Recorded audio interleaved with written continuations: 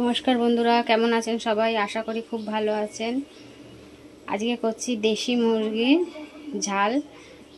গোটা একটা নেওয়া হয়েছিল, গোটা কেটে নিয়েছি, দোকান থেকেই কেটে এনেছি।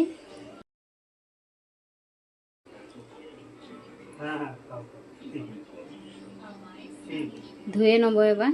চলুন রেসিপিটা দেখা যাক কেমন করে করছি।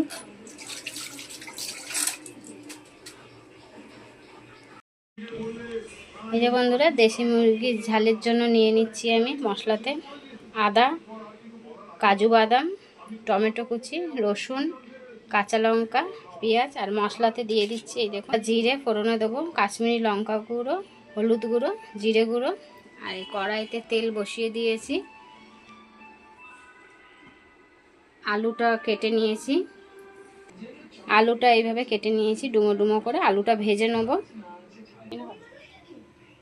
এই যে দেশি মুরগিটা ধোয়া হয়ে গেছে,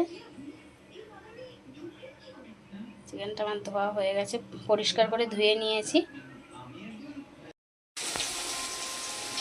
এই বন্ধুরা, আলুটা ভাজা হচ্ছে, আর আলুর মধ্যে একটুখানি হলুদ দিয়ে দিয়েছি।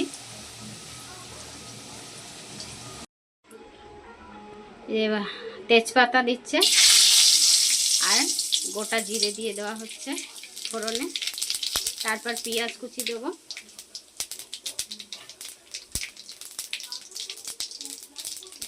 এই যে পেঁয়াজ কুচিগুলো দিয়ে দিলাম।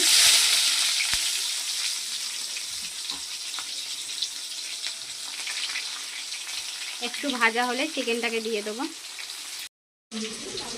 এই যে বন্ধুরা, মশলাটা আমার হয়ে গেছে রেডি, আর আলুটাও ভাজা হয়ে গেছে। এই দেখুন লাল লাল করে ভেজে নিয়েছি।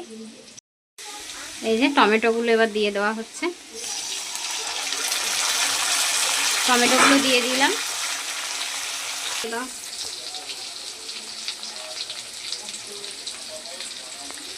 এবার দিয়ে দেওয়া হচ্ছে দেশি মুরগিটাকে।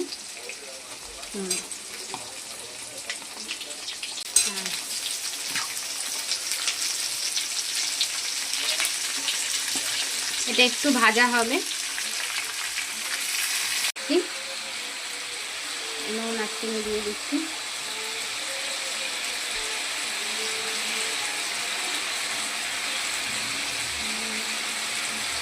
মশলাটা দিয়ে দিচ্ছি, এই গুঁড়ো মশলাগুলো দিয়ে দিচ্ছি, তারপরে বাটা মশলাগুলো দেবো।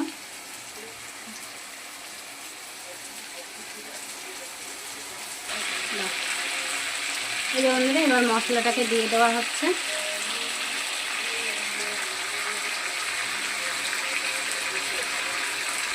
একটু কষানো হবে, তারপর আলুগুলো দেবো।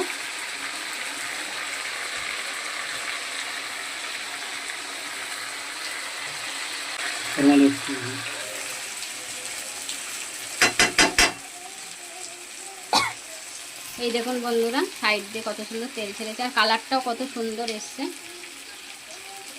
দেখুন কালারটাও কত সুন্দর।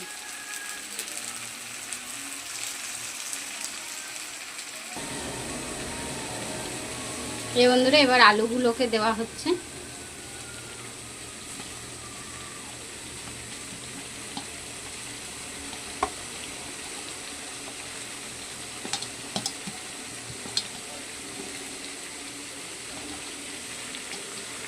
আলুগুলোকে দিয়ে এবার কষানো হবে।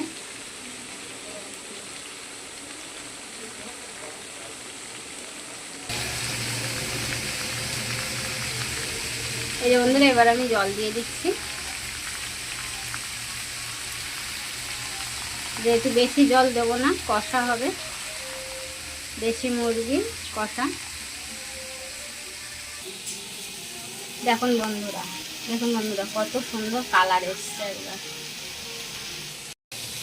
দেখুন বন্ধুরা, কত সুন্দর কালার এসছে। এবার আমি এটাকে ঢেকে দেবো।